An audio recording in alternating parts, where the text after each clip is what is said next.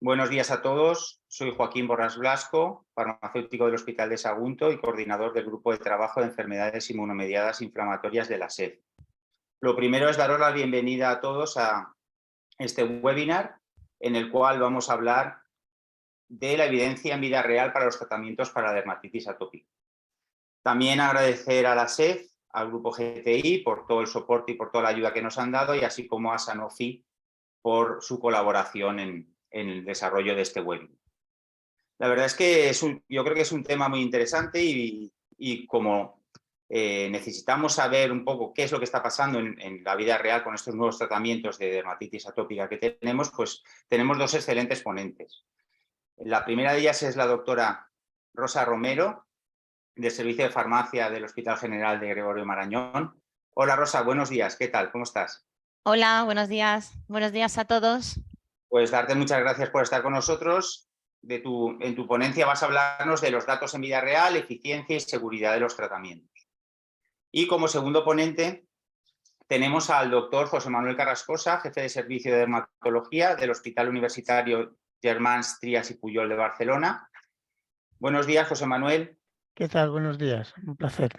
Pues lo mismo, darte muchas gracias por estar hoy con nosotros, porque yo creo que ambas charlas nos van a, como muy bien es tu charla, posicionar acerca de estos tratamientos y qué solución estamos dando a unos pacientes que antes no tenían ningún tratamiento tal vez tan efectivo y tan, como digamos, seguro como los que tenemos ahora, y yo creo que es importante esta actualización después ya de que llevamos casi 3 o 4 años con nuevas terapias. Y yo simplemente comentaros que cualquier pregunta que queráis hacernos, tenéis un apartado dentro del Zoom que pone preguntas, y simplemente pues ponerlas ahí, porque cuando acaben ellos dos haremos un coloquio, y yo os invito a todos que estéis con nosotros y que nos hagáis vuestras preguntas acerca de ambas presentaciones. Y nada más. Rosa, cuando quieras. Muchas gracias. Agradecer en primer lugar a la SEF y al grupo GTI por su invitación a participar, y a Sanofi también por la organización. Y bueno, como ha dicho Joaquín, yo os voy a dar esta charla sobre datos en vida real, eficiencia y seguridad de los tratamientos en dermatitis atópica. Y bueno, todos los que nos dedicamos a enfermedades inmunomediadas hemos visto que en los 3 últimos años hemos tenido una revolución total en dermatitis atópica. Desde el año 94, que teníamos disponible la ciclosporina, hasta febrero de 2020 no apareció una terapia biológica, que fue dupilumab. Posteriormente, a los 2 años, en abril de 2022, aparecieron otros 3 fármacos: baricitinib, upadacitinib y tralokinumab. Y más recientemente, el 1 de febrero de este año, ha aparecido abrocitinib.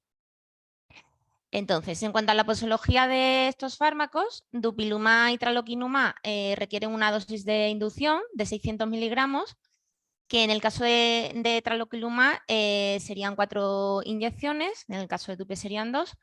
Y luego tenemos la dosis de mantenimiento para pacientes adultos, que sería 300 miligramos cada 14 días, que en el caso de tralokinumab serían 2 inyecciones.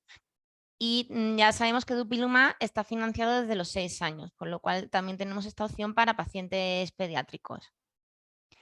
En cuanto a los inhibidores de JAK, tenemos, en este caso no habría falta dosis de inducción. La dosis de upadacitinib sería de 15 a 30 miligramos cada 24 horas por vía oral, baricitinib 4 miligramos cada 24 horas y abrocitinib 200 miligramos cada 24 horas. Y sí que quería destacar que en el caso de estos 3 fármacos, en ficha técnica tenemos incluido que habría que elegir la dosis efectiva más baja, es decir, que aunque se inicie con la dosis de mantenimiento, si vemos que el paciente va respondiendo, se debería intentar bajar para intentar utilizar la menor dosis efectiva. Luego, estos pacientes requieren disminución de dosis en pacientes más mayores, y también pueden presentar algunas interacciones.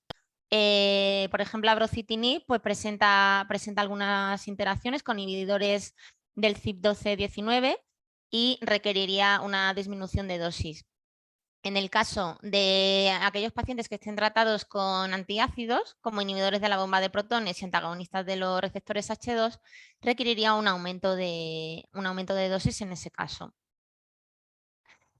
En cuanto al inicio con esos tratamientos, siempre tenemos que tener en cuenta los criterios de protocolo farmacoclínico, incluido en Valtermed.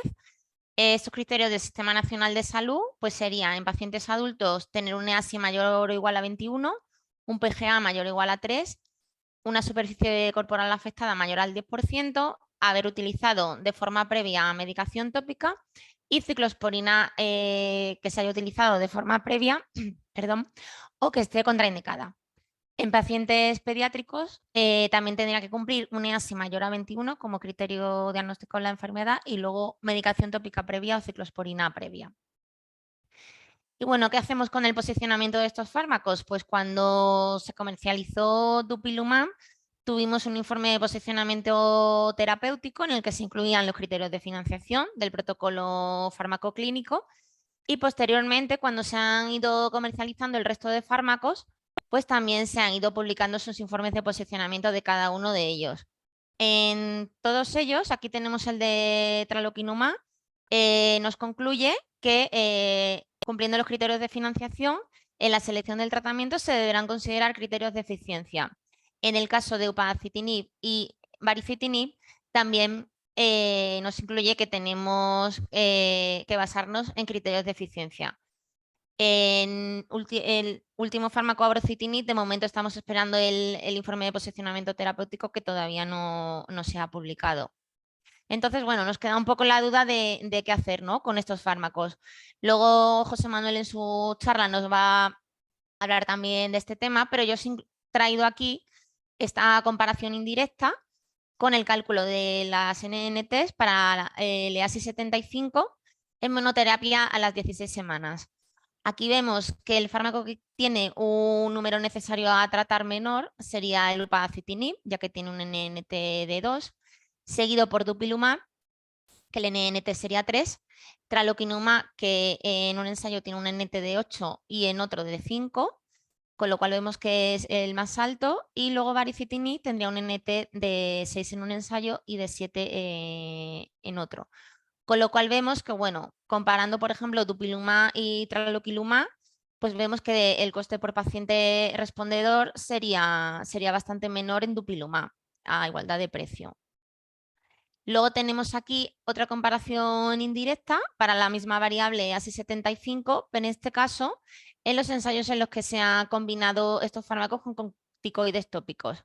También a la semana 16 serían estos resultados y vemos que el NNT de Dupilumab ya mejora y se iguala al de upadacitinib, quedando el NNT en 2. En cuanto a los datos que tenemos en vida real, pues bueno, tenemos el sistema de Valtermed, que es verdad que al principio no nos gustó mucho tener que registrar tantos datos, luego nos dirá José Manuel su opinión sobre Valtermed, pero bueno, en general muchos de nosotros y los dermatólogos, pues bueno, al final registrar tantos datos era un trabajo que se sumaba a nuestra actividad asistencial y bueno, nos enfadó mucho a bastantes de nosotros. Pero ahora yo creo que esta opción ha sido positiva porque nos ha permitido tener una gran cantidad de datos que nos agrega a los pacientes de nuestro país. Entonces, el año pasado, en febrero, se publicó el informe de resultados de pacientes con dermatitis atópica grave en tratamiento con Dupilumab que se habían registrado en Valtermed. En cuanto a los resultados principales, pues tenemos todos este número de pacientes, 2.092 pacientes, tenía medida la eficacia en la semana 16, el 89% eran pacientes respondedores en esta semana, cogiendo como criterio de respuesta que cumplieran el EASI 50 y la reducción de la puntuación PGA de al menos 2 puntos respecto a su valoración inicial. Después, en la semana 24, vemos que los pacientes respondedores aumentaba el porcentaje al 95%, bastante alto, y este porcentaje de respuesta se mantenía en la semana 52, llegando al 93,2%. Y bueno, vemos que la efectividad en la semana 16, 24 y 52 pues se mantiene cerca del 90% en el conjunto global de los pacientes, y que al año de tratamiento el 96% de los pacientes con dermatitis atópica grave incluidos en Valtermed mantenían su tratamiento con dupilumab, lo cual es un dato bastante bueno. Tenemos también otros estudios en vida real que os he querido incluir aquí. Luego José Manuel os hablará también de los ensayos clínicos, pero bueno, yo he analizado aquí estudios en vida real. En este estudio de Alcántara y colaboradores, pues analizaron la efectividad y seguridad de dupilumab en 30 pacientes a 3 años. Entonces, en ese momento de medida de la efectividad en los 3 años, pues se obtuvo un 88% de reducción del SCORAD en la semana 156, que serían los 3 años. También se disminuyó el prurito medido con la escala EVA al 77% y también se vio una disminución del DLQI en el 88% de los pacientes. Y bueno, la conclusión de los autores fue que la efectividad clínica y seguridad de dupilumab en esta serie fueron consistentes con las observadas en los ensayos clínicos. Este otro estudio de dupilumab, este es a 2 años y 16 semanas, realizado en el Hospital 12 de Octubre. Se incluyeron 62 pacientes con dermatitis atópica moderada grave y se analizó la efectividad de dupilumab. En este estudio vemos que más de la mitad de los pacientes alcanzaron el EASI 75 en la semana 16, con un mantenimiento al final del periodo de análisis de la semana 120. Aquí vemos la disminución del EASI a lo largo de las semanas hasta la semana 120, la evolución del prurito con la escala NRS y la evolución del DLQI, que vemos que fue muy satisfactoria.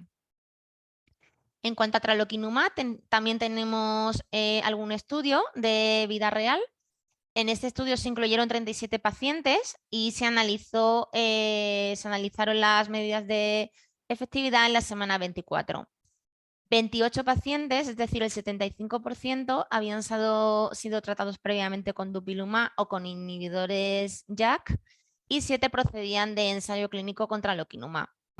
22 pacientes de los incluidos presentaron buena respuesta. El índice de respuesta era la disminución de LIGA o de la escala NRS de 7 días. Y bueno, aquí vemos que la media fue de 2 en el nivel basal y a la semana 24. La escala NRS a 7 días basal fue de 6 y disminuyó a 2 en la semana 24.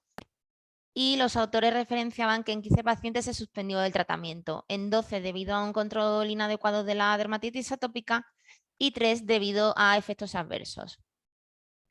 Aquí tenemos otro estudio de upadacitinib. En este caso se incluyeron 43 pacientes, se analizaron la medida del EASI en la semana 16 y bueno, en este caso se incluyeron pacientes que fallaron a otras terapias biológicas, como por ejemplo dupilumab el 97% y tralokinumab el 4%. En la semana 16 se analizó el porcentaje de pacientes que alcanzaron el EASI 75, que lo alcanzaron el 97,5% de los pacientes, como podéis ver en el gráfico. El 82,1% de los pacientes alcanzaron el EASI 90 y el 69,2% alcanzaron el EASI 100. El DLQI de 0 a 1 se alcanzó en el 38,5% de los pacientes en la semana 4 y el 77% en la semana 16. Y aquí tenemos un estudio, en este caso con baricitinib, en el que se incluyeron 14 pacientes y se midió a las 12 semanas el porcentaje de pacientes que alcanzaron el EASI 50, lo alcanzaron el 100% de los pacientes, el EASI 75 lo alcanzaron el 64% de los pacientes y el EASI 90 lo alcanzaron el 36% de los pacientes. Y bueno, ya pasaríamos a la parte de seguridad. Dupilumab y tralokinumab ya se ha visto que son fármacos bastante seguros, no suelen tener muchas contraindicaciones, lo único, no administrar vacunas vivas o atenuadas en combinación con ellos. Luego tenemos la precaución de empleo de que de forma previa Hay que tratar enfermedades helmínticas, ya que no se incluyeron estos pacientes en los ensayos clínicos.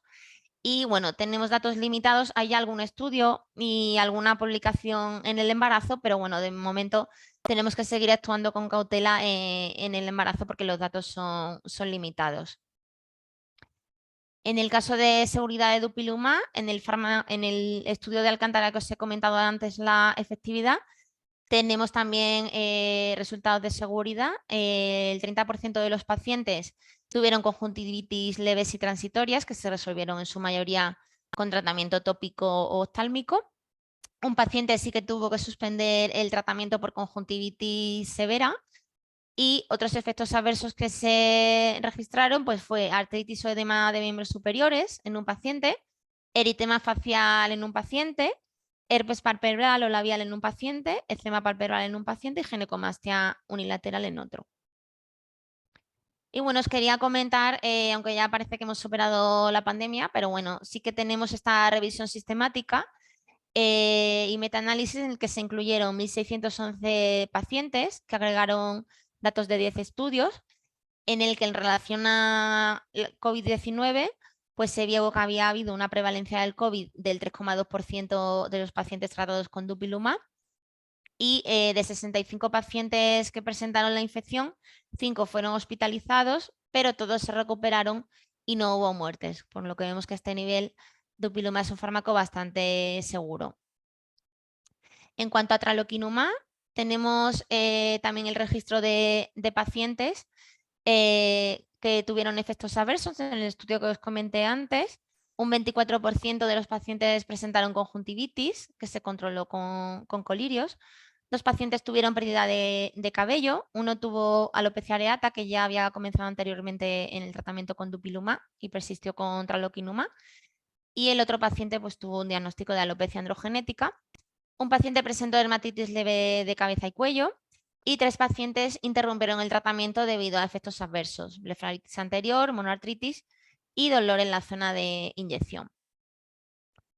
En cuanto a la seguridad de los inhibidores JAK, pues tenemos un mayor número de contraindicaciones, ya que están contraindicados en el embarazo, baricitinib, upadacitinib y abrocitinib. También están contraindicados en insuficiencia hepática grave. Y en el caso de upadacitinib y abrocitinib se contraindican en tuberculosis activa o infecciones graves activas. Baricitinib no estaría recomendado en pacientes con insuficiencia renal grave. Como os he comentado al principio, requieren reducción de dosis en pacientes mayores de 75 años en el caso de baricitinib y mayores a 65 años en el caso de upadacitinib y abrocitinib. Y también requieren disminución de dosis debido a las interacciones. Requieren monitorización de diferentes parámetros, pues de tuberculosis, hepatitis vírica, lípidos, neutrófilos, linfocitos, hemoglobina en el caso de los 3 fármacos y luego enzimas hepáticas en el caso de baricitinib y upadacitinib y plaquetas en el caso de abrocitinib. También hay que tener precaución por la aparición de infecciones, neutropenia, linfopenia, anemia, hepatotoxicidad y diverticulitis en el caso de baricitinib y upadacitinib y también de anemia en el caso de abrocitinib. Os he comentado ya las interacciones. Y bueno, aquí os he traído los resultados de seguridad del estudio de upadacitinib. Tenemos de los 43 pacientes, el 37% registraron un efecto adverso. Los más frecuentes fueron alteraciones analíticas, con un 84%. Se detectaron aumento de creatinfosfoquinasa, alteración en el número de glóbulos rojos y disminución de hemoglobina, por lo cual vemos que las recomendaciones de ficha técnica pues aquí se han obtenido en este estudio. Además, 2 pacientes tuvieron acné, 2 pacientes COVID-19, 1 verrugas víricas, 1 presentó un cáncer de páncreas metastásico y un paciente tuvo tromboflebitis a las 8 semanas. Este paciente tenía 73 años, tenía hipertensión y tenía hipotiroidismo, es decir, tenía alguno de los criterios de riesgo. En el caso de baricitinib, de los 14 pacientes incluidos, 4 de ellos, el 26%, tuvieron acné. 3 pacientes presentaron faringitis y 1 tuvo herpes zoster, que era un paciente mayor de 50 años. Y 2 pacientes interrumpieron el tratamiento debido al empeoramiento del acné. Y bueno, no podía terminar esta presentación sin comentaros el informe del PRAC, que se plasmó también en una alerta de seguridad de la Agencia Española de Medicamentos, que se publicó el 2 de noviembre de 2022, con una serie de recomendaciones para minimizar los riesgos de reacciones adversas graves por la utilización de los inhibidores JAK. Bueno, en este informe nos incluyen pues, los comentarios de los resultados del análisis de comparación entre el aumento de riesgo que se ha visto con tofacitinib de infecciones de reacciones adversas graves, en los que se incluían pues, neoplasias malignas, eventos adversos cardiovasculares mayores, infecciones graves, tromboembolismo venoso y mortalidad, en comparación con los que habían recibido anti-TNF. Este riesgo de mayor efectos adversos se ha determinado que es un efecto de clase, con lo cual tenemos, además de con el tofacitinib, pues también tenemos que tener precaución con upadacitinib, baricitinib y abrocitinib, ya que tienen el mecanismo de acción parecido. La recomendación que nos hacen es que en pacientes de 65 años o mayores, pacientes fumadores o exfumadores o que tengan otros factores de riesgo cardiovascular o de desarrollo de neoplasia, podrán recibir estos fármacos únicamente en el caso de que no existan alternativas terapéuticas adecuadas, y que en el caso de que se tenga que utilizar, se deberá utilizar la mínima dosis para disminuir el riesgo de aparición de estas reacciones adversas. Bueno, aquí tenemos también la información para profesionales sanitarios incluida en esta alerta, en el que bueno, también nos dice que se va a incluir esta información en las recomendaciones que se incluyen en la ficha técnica de los medicamentos. Y sin más, dejo paso a José Manuel para la siguiente parte de la charla. Muy bien, muchas gracias, Rosa. La verdad es que muy completo, y yo creo que ahora José Manuel te ha dejado ahí todo preparado para que nos posiciones estos tratamientos con la evidencia que tenemos, que como vemos es en algunos casos de mayor duración y en otros casos de menor duración, con lo cual es un punto a tener en cuenta. Muy bien, pues muchas gracias. ¿Estáis viendo bien la pantalla? Sí. Sí, perfecto. Bien, pues muchas gracias y muchas gracias a la SEF por su amable invitación. La verdad es que me voy a complementar bastante con la charla de Rosa y habrá algunos puntos en común que igual nos permite ganar algún minuto. Bien, yo voy a enfocar la charla, como se espera también de un clínico, desde un punto de vista un poco más clínico y patogénico. La dermatitis atópica, desde el punto de vista del dermatólogo, es una enfermedad pues, muy interesante. Es una enfermedad que conocemos desde siempre, ¿no? Pero que ahora vemos de manera distinta a la luz de las nuevas posibilidades terapéuticas, y que viene definida fundamentalmente por un eczema de curso crónico, persistente, acompañado de prurito intenso, y en el que subyace una distorsión de la respuesta inflamatoria, fundamentalmente TH2. Es una de las dermatosis inflamatorias más prevalentes, de hecho la más en su conjunto, y que históricamente pues, se había conocido o se había asociado sobre todo a la infancia. Hasta 1 de cada 4 niños pues, va a tener algún nivel, algún grado de dermatitis atópica, pero que en el momento actual también con el reconocimiento de variables fenotípicas, pues identificamos hasta en el 10-15% de los adultos. Quizás lo más importante es el porcentaje de toda esta población que tiene formas moderadas graves, que son de hecho las que enfocaremos hoy en relación a los nuevos fármacos. Desde el punto de vista tanto clínico como evolutivo, en el tiempo es una enfermedad muy interesante, la dermatitis atópica, muy heterogénea, que evoluciona con el tiempo, que cambia en su expresión clínica, endotípica, genotípica. También existen variables geográficas y étnicas, ¿no? En función también de los matices en la distorsión inflamatoria, que la convierte también en una enfermedad muy compleja en cuanto a su identificación, diagnóstico y tratamiento.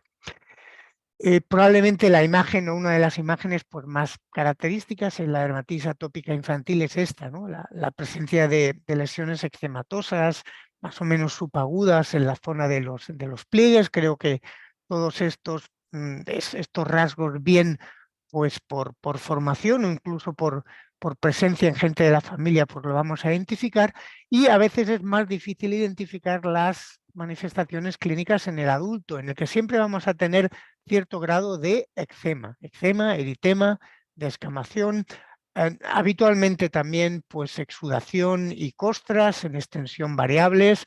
A veces predominan, como en este caso, pues la liquenificación, y también resulta muy evidente, y aquí hay que empatizar con el paciente de lo que tiene que picar esto, ¿eh? Fíjense los signos de escoriación, la liquenificación, que indique a veces rascamiento durante semanas o meses.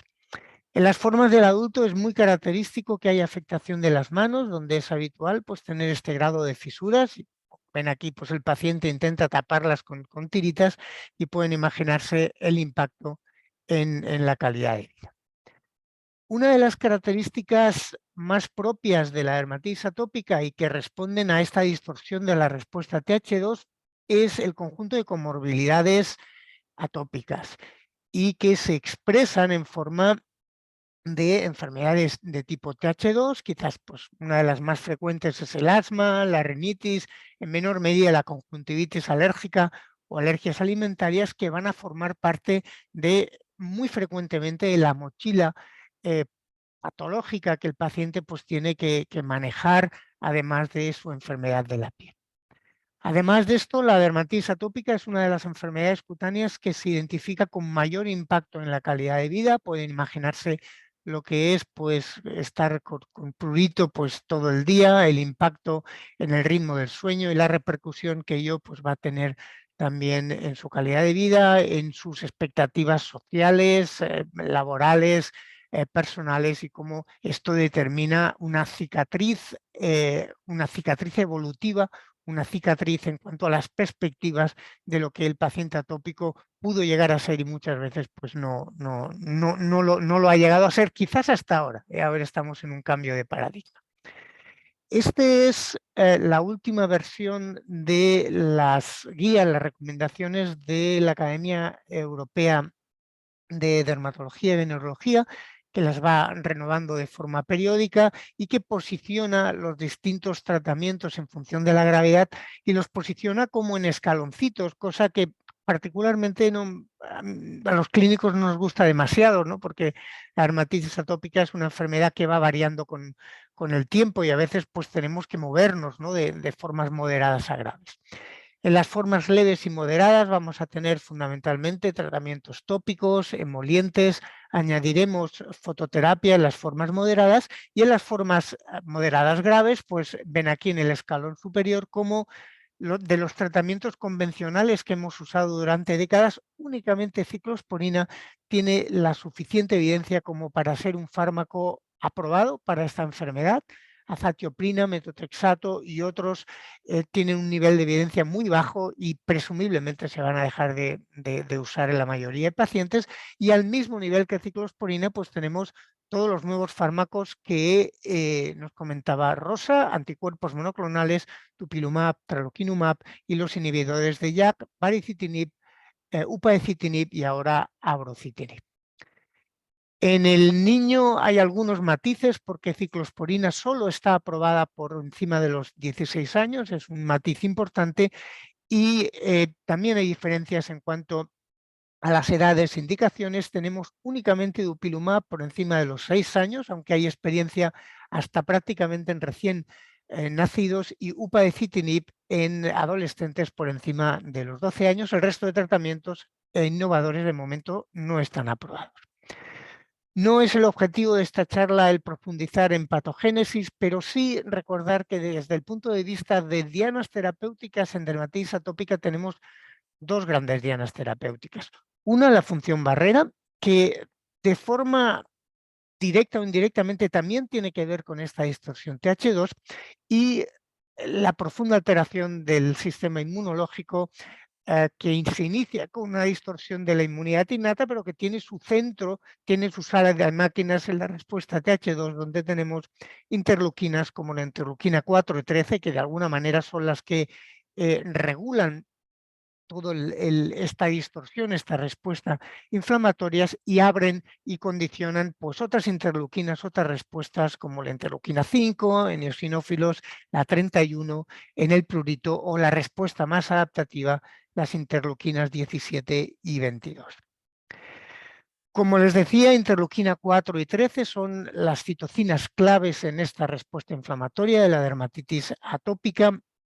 Son interleuquinas que tienen cierto overlap en cuanto a sus funciones, particularmente en el territorio, es decir, en la piel. Interleuquina 4 y 13 pues prácticamente se superponen en lo que tiene que ver con el efecto directo sobre la piel, mientras que interleuquina 4 tiene un efecto más relevante en la generación y expansión de las células de memoria TH2. Por tanto, tiene que ver fundamentalmente con la activación sistémica de la inflamación y, por tanto, y esto luego tiene importantes implicaciones terapéuticas también con el conjunto de comorbilidades TH2.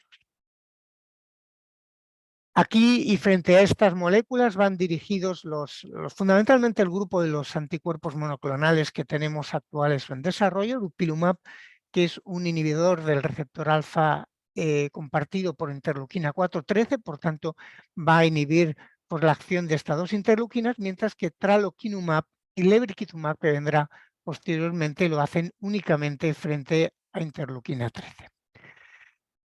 Como veíamos, la patogénesis de la dermatitis atópica es compleja y los inhibidores de JAK tienen un efecto más transversal, es decir, algo más inespecífico, tocan más teclas y junto, además de la interleuquina 4-13, pues también tocan la inmunidad innata, thymic stromal lymphopoietin, y también la inmunidad adaptativa. De alguna manera abarcan más teclas, esto justifica que sean fármacos más rápidos, pero también pues pueden ser menos seguros porque son menos específicos, como veíamos antes. Se ha repasado antes los metaanálisis, de manera que me ahorraré algo de tiempo aquí, y fundamentalmente el mensaje en estos metaanálisis pues, publicados en nuestro ámbito nos indican que hay como dos grupos de fármacos. En el momento actual tenemos los que son más eficaces, fundamentalmente dupilumab y UPA, estarían, digamos, un poco en cabeza, y algo más por ahí. Abro también estaría ahí, que acaba de entrar, y un poco por detrás, o a veces bastante por detrás, pues tendríamos a baricitinib y tralokinumab. También se comentaba previamente el informe Génesis, que quizás la visión más práctica es qué nos va a costar y cómo de eficientes vamos a ser y de resolutivos en la práctica clínica, cuántos pacientes vamos a tratar para asumir, para alcanzar los objetivos terapéuticos que nos planteamos con los recursos que tenemos. Y de nuevo pues vemos la misma clasificación, es decir, tenemos en cabeza fundamentalmente a DUPI y UPA, mientras que un poquito pues, por detrás pues, tenemos a baricitinib y tralokinumab. Abrocitinib todavía no está aquí, pero pronto probablemente lo tendremos un poquito por detrás de DUPI y UPA. Pero bueno, habrá que ver en la práctica clínica. Un matiz con respecto al mecanismo de acción de los fármacos que vale la pena tener en cuenta viene dado por el hecho de que ciertamente los inhibidores de JAK son claramente más rápidos. Podemos conseguir resultados clínicos a veces en horas, sobre todo con respecto al prurito, y esto se refleja en los ensayos clínicos, de manera que generalmente con upadacitinib, en menor medida con bari, y también con abrocitinib, son fármacos muy rápidos que a veces en las primeras semanas obtenemos ya las máximas expectativas terapéuticas, pero estas llegan pues, a un máximo en la semana 4 y 8, mientras que los monoclonales, esto es una comparación con dupilumab, pues son más progresivos, son un poquito más diésel, pero hacia la semana 24 pues se han alcanzado, y lo que no tenemos aquí es pues qué es lo que viene, después, que probablemente pues es lo más interesante en enfermedades crónicas que van a durar décadas. Con respecto al mantenimiento de respuesta, se ofrecían algunos datos previamente procedentes de práctica clínica real y quizás uno de los aspectos más interesantes es qué es lo que pasa a largo plazo. En este caso solo tenemos de momento datos de Dupilumab, que es nuestro fármaco que siendo nuevo pues es el más clásico. Ya ahí podemos ver pues un muy buen mantenimiento de respuesta. Es verdad que los datos aquí son astrited, ¿no? Y tienen que tomarse con cierta precaución, pero sí que reflejan lo que vemos en nuestra práctica clínica, que Dupilumab es un fármaco tranquilo, quizás no es un fármaco muy rápido, pero una vez cogido el ritmo pues es muy estable, permiten respuestas muy mantenidas en el tiempo y permite de alguna manera desactivar este estado proinflamatorio sistémico del paciente. También se hablaba previamente de seguridad y claramente los anticuerpos monoclonales están un paso por encima. En el caso de Dupilumab, el único efecto secundario que realmente tiene consideración, y hay que hacer una reflexión sobre ello, es la afectación ocular, la blefaroconjuntivitis, si este es el único efecto secundario de un fármaco sistémico, de un fármaco monoclonal, pues la verdad es que estamos en niveles de seguridad muy, muy buenos. Y además, como también se decía, aunque puede ocurrir de forma bastante frecuente, en la inmensa mayoría vamos a poder manejarlo bien. Ahora lo conocemos, incluso lo vamos a prevenir. Tralokinumab pues aparecía en los ensayos clínicos quizás con algo menos de frecuencia de esto, pero en la práctica clínica estamos viendo que también la conjuntivitis pues es muy habitual. Y también se comentaba cómo los inhibidores de JAK tienen un perfil de seguridad diferente. Nuestra experiencia en ensayos clínicos es que generalmente son seguros en nuestros pacientes atópicos, que no son pacientes de AR, pero es así, es verdad que tenemos que hacer una serie de consideraciones y monitorización pues distinta. Con respecto a los criterios de financiación, también se ha comentado, quizás aquí yo únicamente diría que para los clínicos EASI de 21 nos parece un EASI muy alto, teniendo en cuenta las alternativas terapéuticas que tenemos en fármacos convencionales y el sufrimiento de los pacientes con EASIs pues bastante inferiores a esto.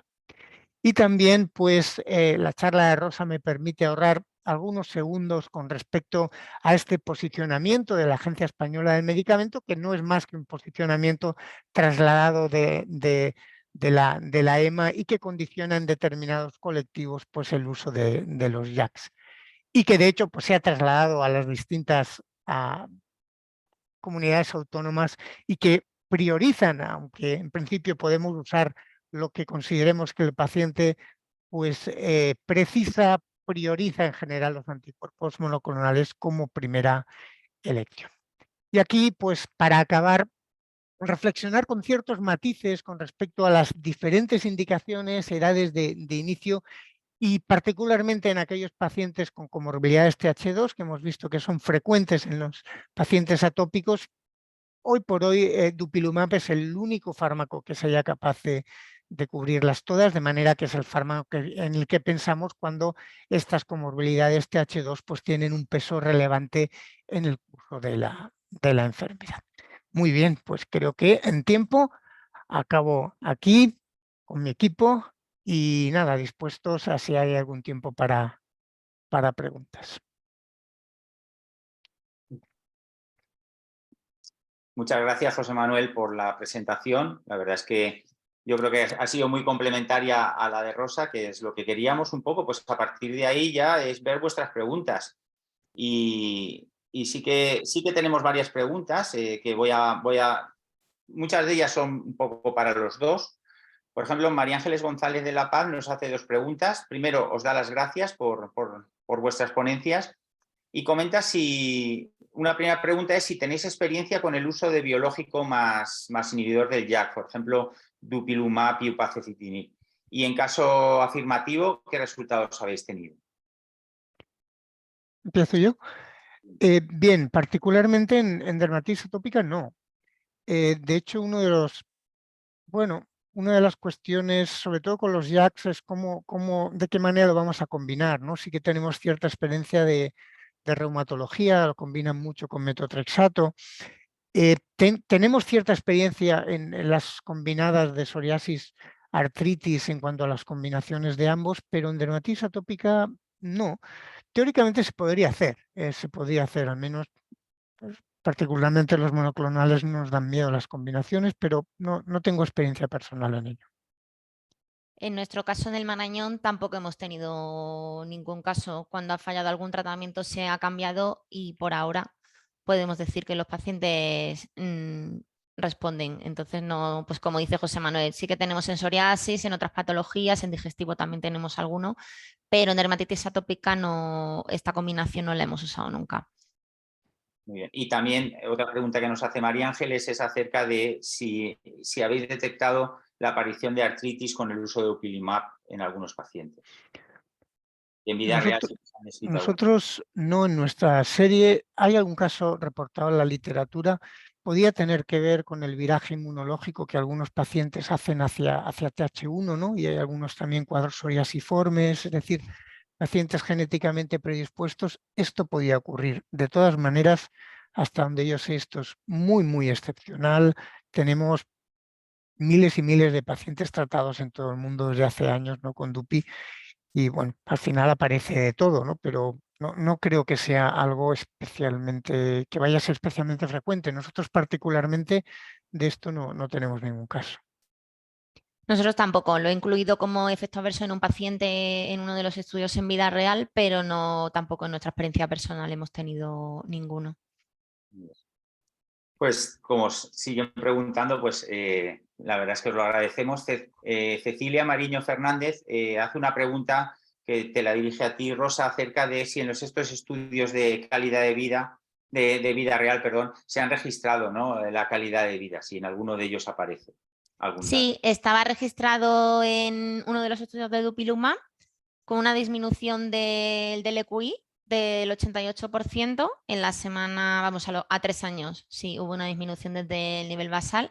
Y luego también con upadacitinib, también lo he comentado, que se alcanzó el LQI 0,1 en el 77% de los pacientes en la semana 16. Sí, sí que se ha incluido en alguno. Muy bien. Y otra pregunta, la verdad es que tenemos muchísimas preguntas. Os lo agradecemos. Otra pregunta también para ti, José Manuel, relacionada con el hecho de que Beatriz Zurita nos pregunta si, como se ha descrito que no se ha descrito en ficha técnica la alopecia como un efecto adverso de Dupilumab. ¿Tú tienes alguna experiencia de que haya sucedido algún tipo de efecto adverso? Hay, curiosamente, hay algún caso, sobre todo yo recuerdo en la serie de Emma Goodman, ¿no? de Nueva York y demás, de alopecia areata, ¿no?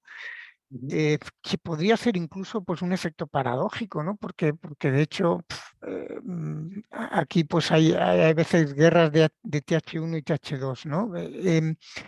Nosotros particularmente no, pero sí que sabemos que con los anticuerpos monoclonales, y lo sabemos pues, de los anti-TNF y de otros, pues a veces tienes reacciones que podías denominar pues, paradójicas en pacientes que están determinados genéticamente hacia alguna distorsión subyacente y que despiertas. Bueno, esto pues, podría ocurrir en algunos pacientes con mucha actividad inmunológica. Particularmente tampoco he tenido, yo creo que cuando se habla de alopecia, debe ser alopecia areata fundamentalmente, no es fluido telogénico ni otras cosas, ¿no? Sí, yo supongo que también. Bueno, otra pregunta que nos hace Idoia Michelena es acerca de la experiencia del uso de Trastuzumab en pacientes con peso mayor de 90 kilos. ¿Qué dosis utilizáis y cómo manejáis estos pacientes normalmente? Bueno, la verdad es que no hay una dosificación por peso, ¿no? Y los pacientes atópicos no están especialmente gordos, ¿no? Quiero decir, no puede haber, como todo en la vida, pero así como el índice de masa corporal es un problema en psoriasis, en atopias generalmente son pacientes más jóvenes, la mayoría, y no suele ser un problema. Habrá que ver, ¿eh? Yo creo que ahí vendrá dado fundamentalmente de los registros en práctica clínica real. En los ensayos clínicos, el índice de masa corporal de los pacientes atópicos está sobre 26, 27, no son pacientes especialmente problemáticos, pero bueno, alguno habrá, ¿no? Alguno habrá y probablemente responderán peor, que siempre ya lo sabemos un poco que que eso es un problema, ¿no? Claro, Nosotros hemos tenido algún paciente con peso mayor y ha respondido bien, ¿eh? Con la dosis de ficha técnica. No ha necesitado aumento de dosis. muy bien. Luego, Olga Carrascosa Piquer, por ejemplo, nos pregunta si en la práctica clínica habitual hacéis algún tipo de profilaxis para la conjuntivitis que puede surgir con dupilumab. La mayoría es leve, ¿no? y transitoria en muchos casos. Pues sí, yo creo que en casi todos los sitios nos hemos acostumbrado a tener un cierto circuito y ya recomendamos, avisamos al paciente que esto puede ocurrir y damos pues generalmente pues humectantes, ¿no? Y estamos en contacto con ellos y generalmente cuando esto ocurre pues ya aplicamos pues antiinflamatorios, ¿no? Desde corticoides, incluso pues en algunos casos pues algo más intenso se puede hacer pues ciclosporina, ¿no? En solución y demás. Yo creo que generalmente manejamos bastante mejor la blefaroconjuntivitis que hace 1 o 2 años, ¿no? Y que esto es un problema menos intenso de lo que acostumbraba. No sé si Rosa estás de acuerdo. Sí. Nosotros también tenemos un circuito montado con oftalmología y cuando inicia el paciente lo derivamos directamente al inicio de oftalmología para que le valoren en caso de aparición de complicaciones. Pero sí, ya se controla mucho mejor que al principio, desde luego, porque ya se sabe más sobre este efecto adverso. Y es muy importante lo que has dicho, informar al paciente al inicio para que en caso de aparición de conjuntivitis, picor ocular o enrojecimiento, pues que no se asuste, que sepa que es algo normal y que se puede controlar. Muy bien, pues ahora también tenemos otra pregunta que es de José Javier Martínez Simón, que os da las gracias a la ponencia y dice que dado que dupilumab es el fármaco con mayor coste por paciente, quería preguntar si tenéis ya experiencia en vida real en aquellos pacientes que responden con ampliación de intervalo a cada 3 o 4 semanas. Muy bien, esta pregunta hot, ¿no? Sí, es decir, que esto, a ver, lo de la ficha técnica, cuando hablas así en Alemania o en Holanda, ¿no? Se tiran de los pelos y tal, pero yo creo que en España, bueno, somos muy pragmáticos en el uso de fármacos y hacemos, ¿no? Tenemos experiencia en psoriasis, que lo hemos hecho y también lo estamos haciendo. O sea, los pacientes que están muy bien controlados, yo creo que el secreto es pacientes con un EASI absoluto muy bajo, es decir, pacientes que están muy bien, pues bueno, pues vas espaciando, incluso a veces el paciente ya lo decide hacer por tu cuenta, ¿eh? Quiero decir que estos, ellos ya a veces se lo alargan un poquito y sí, tenemos un porcentaje de pacientes que espacien cada 3, incluso pues a veces pues cada 4 semanas, ¿no? Muy bien. Tú también tienes experiencia, ¿no, Rosa? Sí. Nosotros tenemos también pacientes espaciados. Bueno, con dupilumab pues tendremos como un 20% de pacientes espaciados. Y como comenta José Manuel, cuando hay una buena respuesta, a ver, no en todos, porque está el típico que le preguntas si al administrárselo cada 14 días notas siempre como el efecto fin de dosis que empeora un poquito, pues ese lógicamente lo dejamos cada 14 días, pero los que responden bien, sí, se está espaciando y con muy buen mantenimiento de respuesta a largo plazo. Tenemos algunos espacios de hace tiempo ya, sí. Muy bien, pues como siguen las preguntas, la verdad es que agradeceros vuestra participación. Guzquiña Ibarra pregunta si seguimos, ¿no? Si se sigue realizando el registro en Valtermed de todos los pacientes con dermatitis atópica en cualquiera de los tratamientos, de estos tratamientos. Aquí Rosa estará más puesta que yo. Yo creo que sí, lo que ha cambiado es un poco la consideración, ¿no? A ver, yo los datos que antes ¿no? Preguntábamos, ¿qué creéis de Valtermed? Yo creo que Valtermed pues, habrá tenido su utilidad, pero también tiene algún problema y es que si el paciente pues, no alcanzaba cierto criterio, pues el paciente salía no podía recibir el fármaco en un momento histórico en el que no teníamos plan B. Entonces, yo creo que los datos más reales en persistencia y los datos también en EASI absoluto van a venir de los registros clínicos, ¿eh? Porque Valtermed es un instrumento regulador, pero que en el fondo era una situación especial en pacientes que no tenían plan B. Por tanto, yo los pondría un poquito en duda. Los históricos, ¿no? Probablemente ahora pues cambia, pero bueno, ha tenido su utilidad. Sí, bueno, aquí si queréis yo puedo anunciar que hemos realizado en la Comunidad Valenciana un estudio con 5 hospitales, incluyendo más de 240 pacientes, y con dupilumab y la persistencia a 3 años, la verdad es que es muy buena. Se ha hecho un estudio combinando tanto la información recogida por el dermatólogo como la de la adherencia y seguridad recogida por el farmacéutico de hospital. Queremos publicarlo en breve. No puedo contar gran cosa, pero sí que digo que son unos resultados que son espectaculares y van en línea en lo que ha aparecido en el registro Valtermed, pero estos, como digamos, son en vida real y mucho más completos. Nada, espero pronto que lo tengamos publicado y al final es bueno tener estos datos porque nos reafirman en el uso de tratamientos eficaces y seguros. Queda una última pregunta que realiza Gabriel Mercadal. Dice que en un caso muy severo de dermatitis atópica que se pretenda respuesta rápida, además de corticoide, ¿sería más conveniente iniciar con un JAK si no presenta el paciente contraindicaciones? Yo creo que claramente sí. Es decir, todavía no sabemos bien cómo vamos a posicionar los instrumentos terapéuticos que tenemos, ¿no? Pero claramente los inhibidores de JAK son muy rápidos y pueden serlo en un día o 2 o 3, es decir, si quieres una respuesta muy rápida, claramente un JAK es una muy buena opción si no hay contraindicaciones. Otra cuestión es cómo mantenerlo, ¿no? Es decir, si realmente los JAK son para hacer tratamiento para siempre, como sí que vemos con los anticuerpos monoclonales, ¿no? Y que estamos muy tranquilos. Yo creo que ahí va a estar la cosa, ¿no? Elegir un poco bien el paciente y ver cómo lo vamos a usar. Claramente, pues el Dupio Tralo lo vamos a usar en pacientes más crónicos a largo plazo. Son un poquito, como decía, más diésel, ¿no? Que a veces incluso puede hacer falta una combinación terapéutica al principio, ¿no? O sea, cuanto más sepamos, más vamos a optimizar su uso, ¿no? Muy bien. Y otra pregunta, esta si quieres, Rosa, la puedes contestar tú, también de Diel Mercadal. Cuando se compara una corte de pacientes más joven frente a adultos con comorbilidades, se ve un perfil de efectos secundarios claramente diferente entre JAKs y biológicos, ¿no?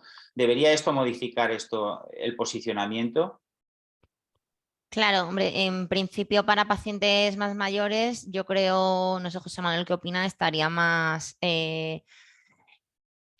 como mejor posicionado utiliza dupilumab o tralokinumab, y luego en paciente joven, pues sí, al final por los efectos secundarios sí que se podría utilizar con más frecuencia los JAK. Si nos guste más o menos, pues el posicionamiento de la agencia europea y por ende pues la española es el que es. Entonces yo creo que esto sí condiciona. Es decir, aunque nuestra experiencia incluso en ensayos clínicos con pacientes relativamente añosos y con comorbilidades con JAK ha sido bueno, pero bueno, la norma es la norma y yo creo que sí que nos va a condicionar.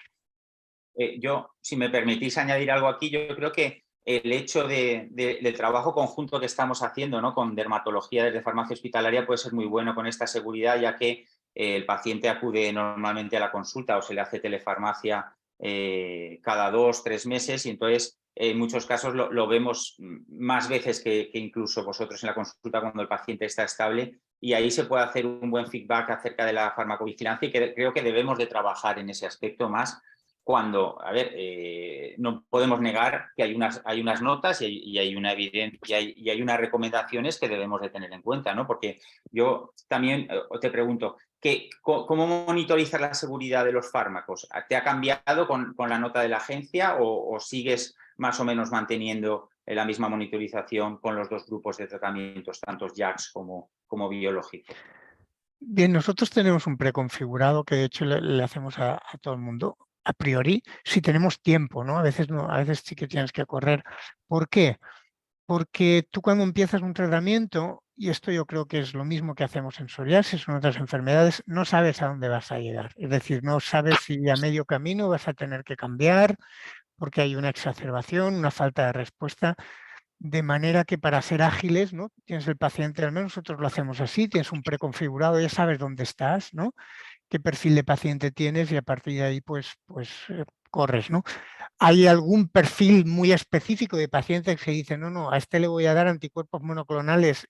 Pues ya no hace falta, igual que te compliques, pero en general, si puede ser, el camino puede ser incierto, pues generalmente nos gusta tenerlo todo, ¿no? Pues si lo haces una vez y si no pasa nada ya no lo haces más, ¿no?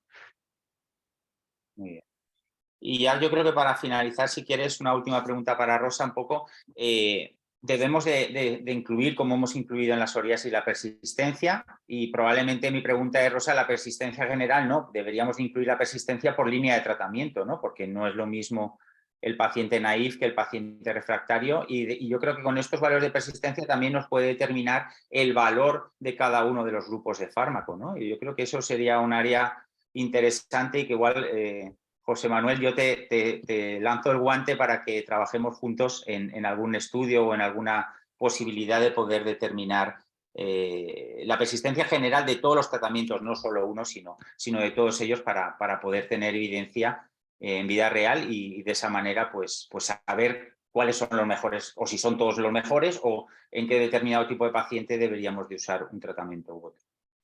Además, es verdad que cada vez vamos a tener más pacientes refractarios, entonces, aunque la efectividad está siendo muy buena, pero es muy interesante también medirlo, como tú dices, en pacientes refractarios para ver qué va ocurriendo, desde luego.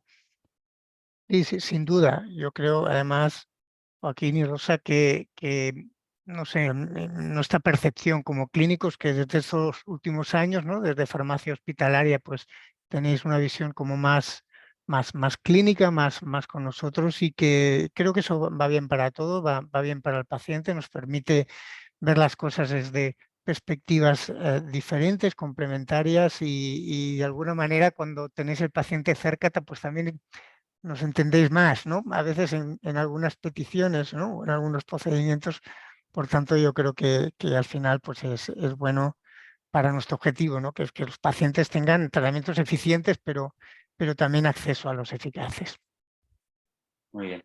Bueno, pues yo creo que me parece que ya no hay ninguna pregunta más. Agradeceros las preguntas porque yo creo que ha sido de los webinars que más preguntas han existido, dada la gran calidad de los dos ponentes que tenemos y sus ponencias. Y bueno, yo simplemente despedirme, daros las gracias a todos, daros las gracias a la SEF, a GTI y a Sanofi por su colaboración.